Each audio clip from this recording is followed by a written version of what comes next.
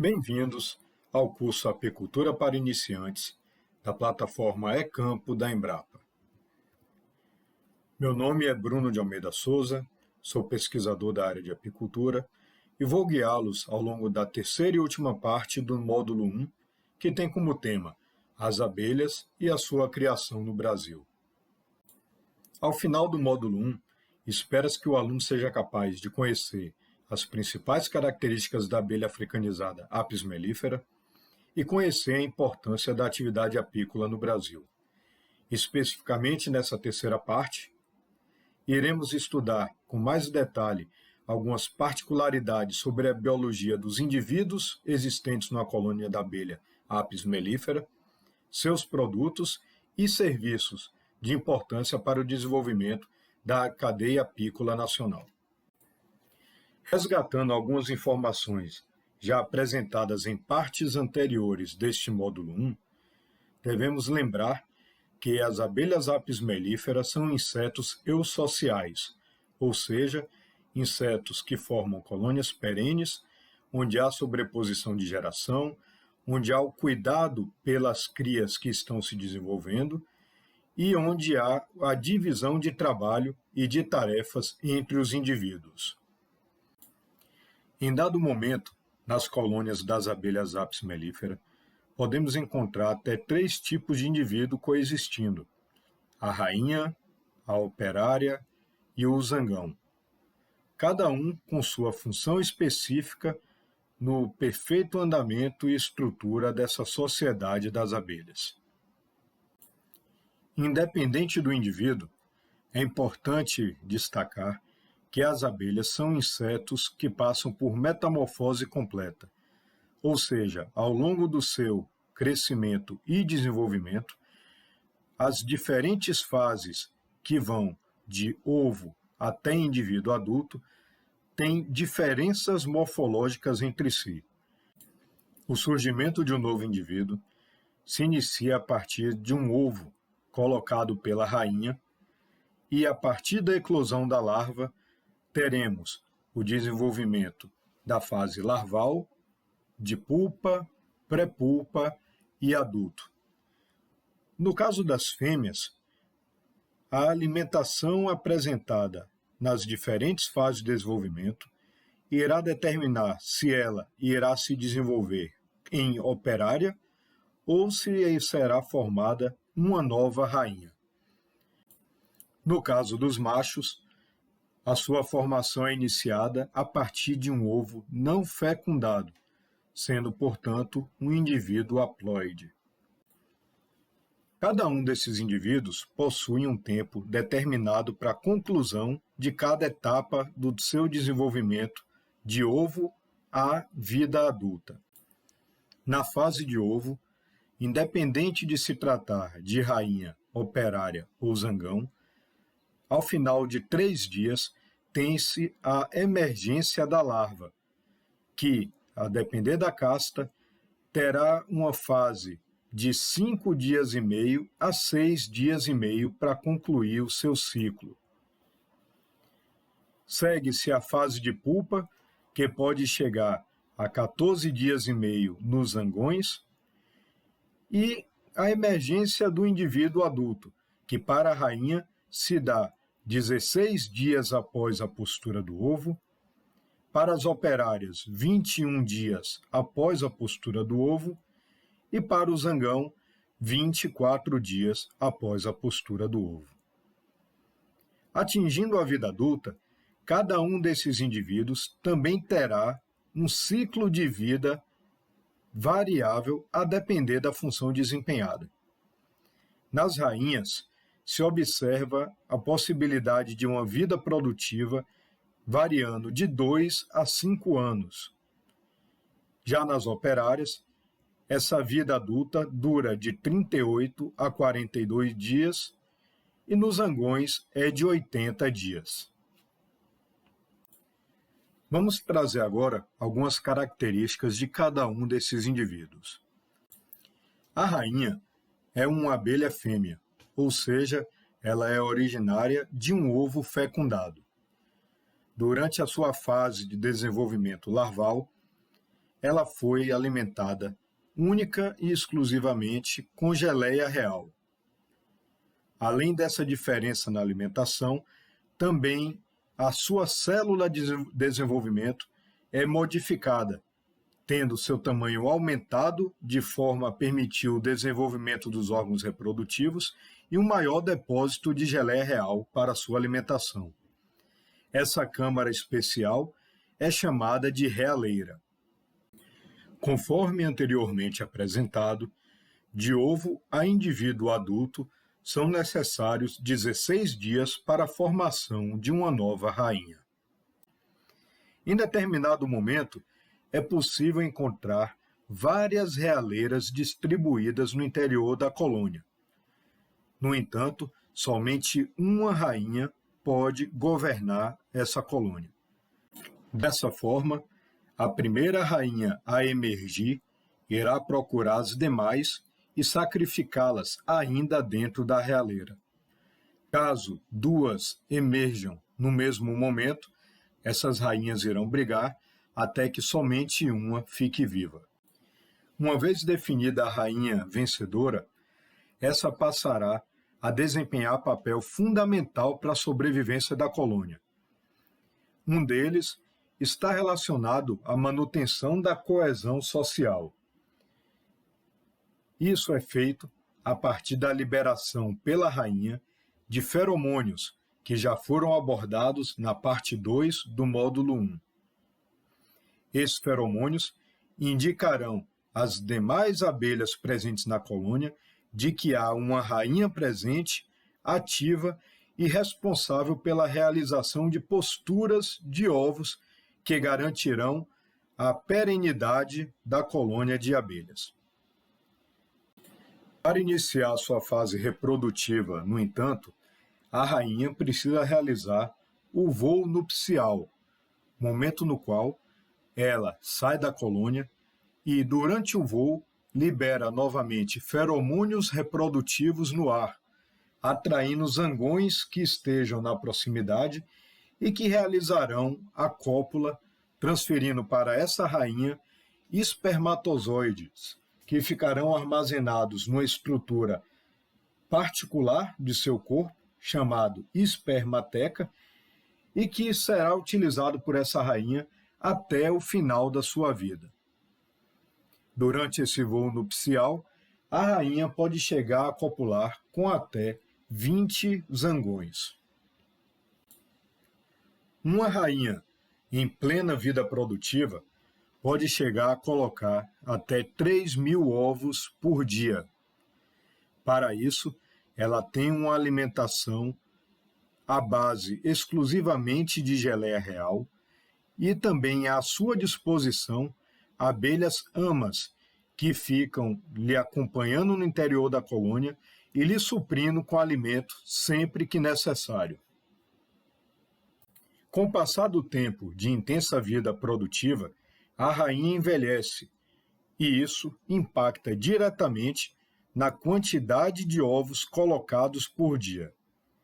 Visualmente, é possível observar nos favos falhas nas posturas realizadas por essa rainha, sugerindo que seja o momento de fazer a sua substituição. Para quem desenvolve uma apicultura empresarial, primando por altas produtividades e manejo de ponta, é inaceitável que se chegue a um ponto de envelhecimento de rainha que leve a uma falha de posturas como a apresentada no slide. Dessa forma, para essas situações, recomenda-se uma substituição anual da rainha, de forma a ter-se sempre um indivíduo jovem e altamente produtivo. Além do impacto sobre o nível populacional da colônia, uma rainha envelhecida também reduz a sua dominância feromonal sobre os demais indivíduos da população. Nesse momento, é possível ver surgir no interior da colônia a presença de novas realeiras, como uma tentativa das operárias de produzir uma nova rainha que tomará o lugar da rainha anciã. Também é possível identificar, por meio dessa redução na dominância feromonal, a presença de operárias realizando posturas. Isso é identificado com certa facilidade a partir da observação dos alvéolos, onde pode-se encontrar mais de um ovo depositado no interior de cada célula, como destacamos nos slides. É possível observar que algumas dessas células chegam a ter 3 ovos depositados em seu interior, sendo um claro sinal de ou rainha envelhecida ou de sua ausência, levando as operárias, em um ato desesperado, a realizar posturas na tentativa de formar uma nova rainha. Esse ato desesperado das operárias, no entanto, será infrutífero, uma vez que, como elas tiveram um desenvolvimento diferente da rainha, elas não tiveram seus órgãos sexuais desenvolvidos e também não realizaram o voo nupcial. Desta forma, ovos colocados por operária irão originar indivíduos macho, ou seja, zangões. Outro indivíduo presente nas colmeias são as abelhas operárias. As operárias, assim como a rainha, são fêmeas originárias de ovos fecundados.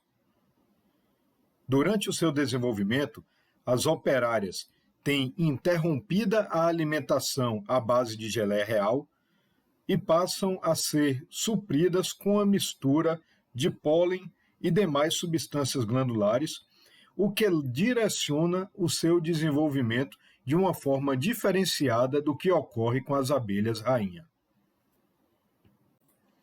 Seu desenvolvimento de ovo até a emergência de um indivíduo adulto leva 21 dias. Após a sua emergência, a abelha operária ainda trabalhará por até 42 dias até que venha a morrer. Durante sua vida adulta, as abelhas operárias desempenharão diferentes funções de acordo com a idade na qual se encontram. A depender dessa idade, glândulas serão ativadas e desativadas, permitindo a elas diferentes funções.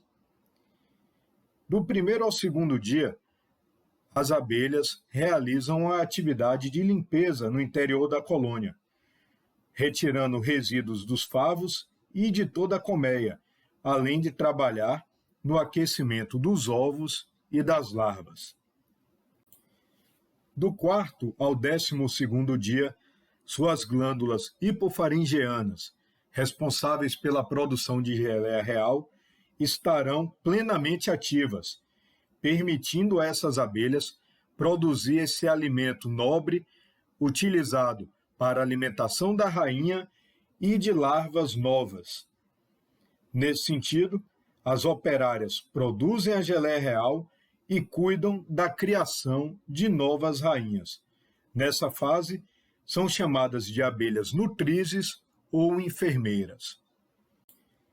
Do 13º ao 18º dia, são as glândulas produtoras de cera que passam a estar ativas. Produzindo cera, as abelhas nessa idade se direcionam à construção de favos e à construção de realeiras para novas rainhas.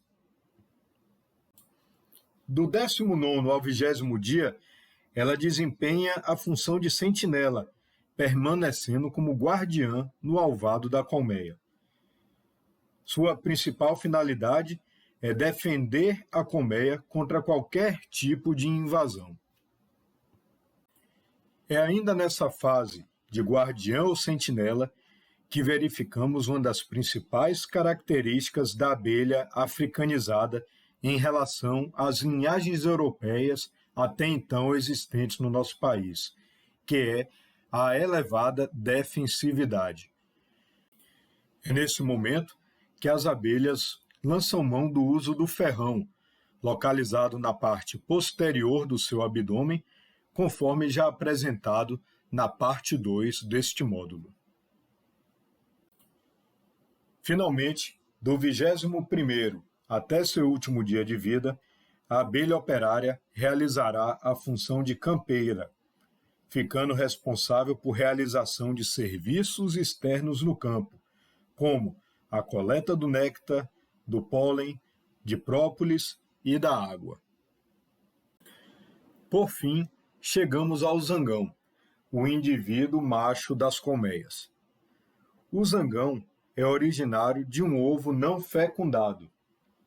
De ovo a indivíduo adulto, ele leva em média 24 dias para o seu desenvolvimento e pode chegar a viver até 80 dias, a depender da quantidade da reserva de alimentos disponíveis na colmeia. Uma das características desse indivíduo é que ele não possui apêndices que permitam a realização de trabalho. Desta forma, a única função do zangão é aguardar a presença de uma rainha virgem para que ele possa realizar o voo nupcial e, após a cópula, morrer. Diferente das fêmeas, o zangão não possui ferrão, sendo completamente indefeso. A sua presença é aceita em qualquer colmeia do apiário, tendo livre trânsito entre elas. Diferente das fêmeas, o zangão não possui apêndices que permitam a realização de trabalho.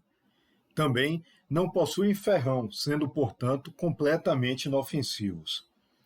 Em época de escassez de alimento, eles se tornam indesejáveis dentro da colônia, uma vez que, como não realizam trabalho, estão presentes dentro da colônia somente se alimentando do material coletado e armazenado nos alvéolos pelas abelhas operárias.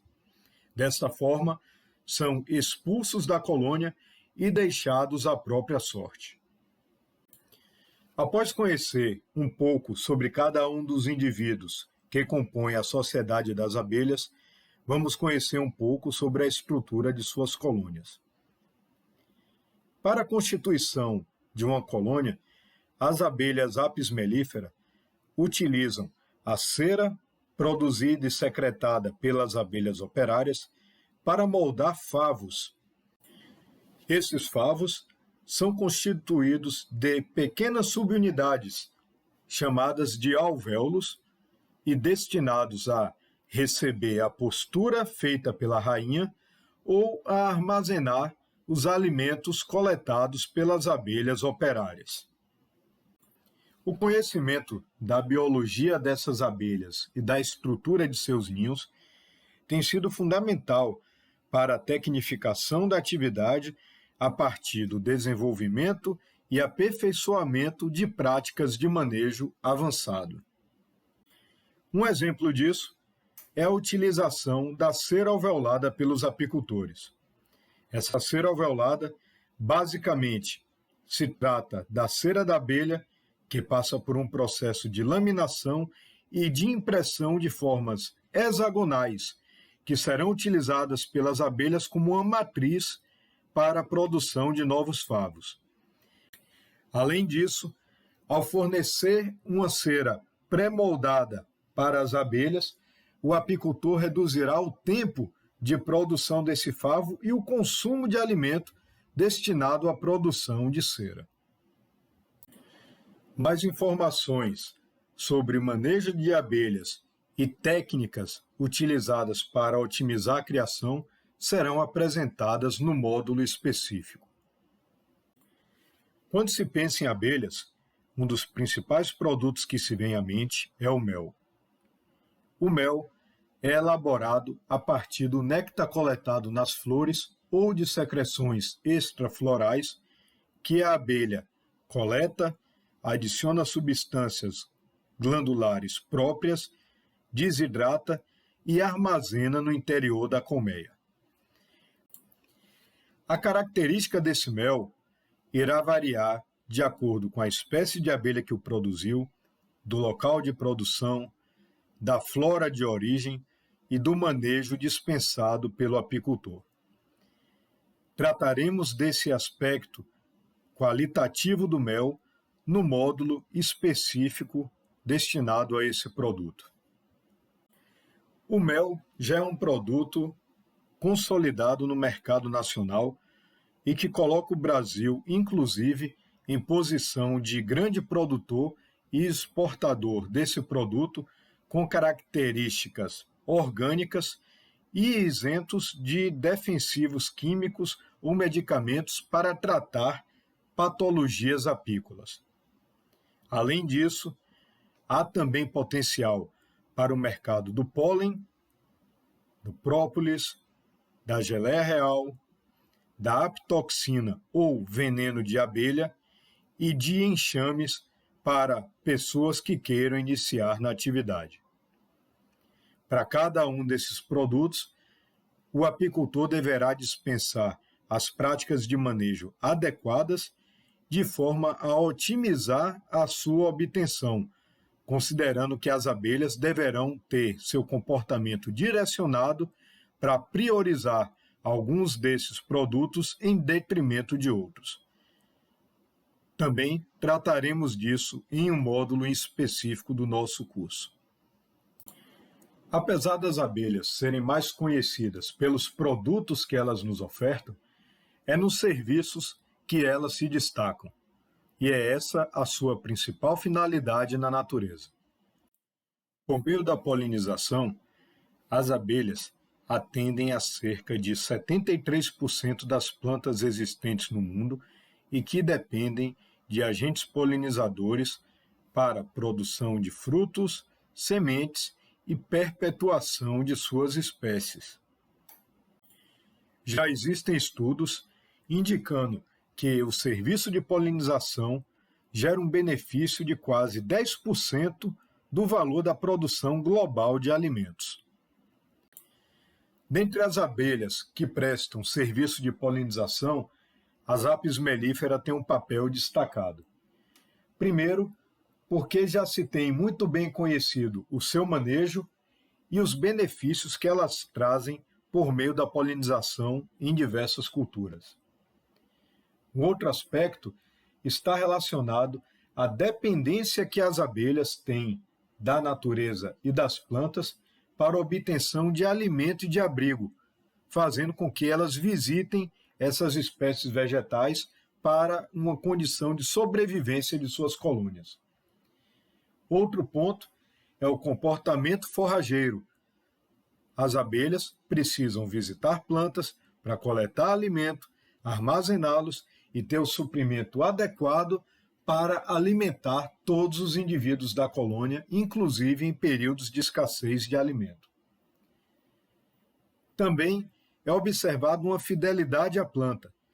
Quando a abelha identifica uma fonte de recurso floral que seja adequada às suas exigências, ela prioriza esse recurso alimentar em detrimento aos demais. Uma vez conhecendo esse comportamento, é possível, inclusive, realizar práticas de manejo para direcionar as abelhas a uma cultura de interesse de polinização pelos homens.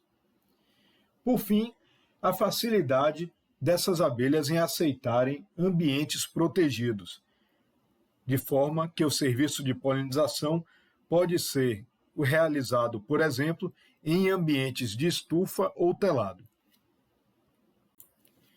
Chegamos ao final do nosso primeiro módulo e nele retornamos a um slide já apresentado ao longo de nossa exposição, para lembrar a todos de que a atividade apícola, enquanto atividade zootécnica, envolve práticas de manejo adequado, alimentação adequada, trabalhar a genética animal e o controle de pragas e doenças para que se tenha resultados econômicos satisfatórios e de sustentabilidade para a atividade apícola.